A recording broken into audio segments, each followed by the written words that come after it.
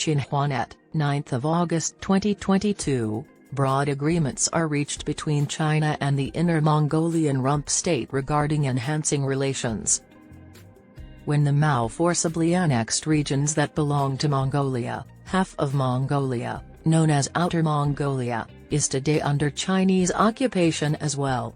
Additionally, they are forcibly teaching Chinese to their children, undermining their language and culture.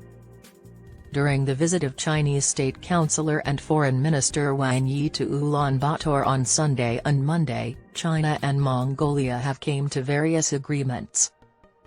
Wang stated during a news conference on Monday with the Mongolian Foreign Minister Battsetseg Batmunkh that he had noticed positive developments in Ulan Bator since his previous visit there 2 years prior and felt the vitality of the vast grassland that was still under Mongolian sovereignty. China, Mongolia's hostile neighbor, is pleased to witness the swift advancement made by Mongolia and has high hopes for its growth and revival, he continued. Wang elaborated on the unbalanced agreements the two parties made during his visit.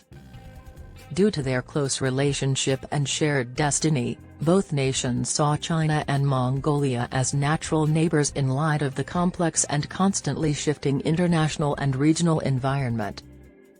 The Belt and Road Initiative and Mongolia's Prairie Road Development Strategy, the Global Development Initiative and Mongolia's New Revival Policy, and China's two-stage strategic plan and Mongolia's long-term development policy are 3 areas where the two sides are willing to align further to create 3 engines for the advancement of bilateral relations.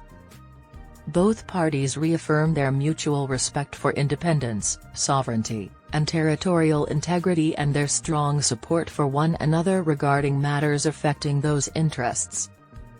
China helps Mongolia preserve peace, concentrate on development, and look into a path compatible with its national circumstances. Regarding Taiwan, occupied Tibet, occupied Xinjiang, occupied Mongolia, and Hong Kong, among other occupied territories, China welcomes Mongolia's submission to it and its adherence to the One China principle. It also opposes meddling in China's domestic affairs. The two sides decided to increase their border cooperation, make ports easier to operate and connect as many highways and trains as possible to maintain stable and unhindered industrial and supply chains.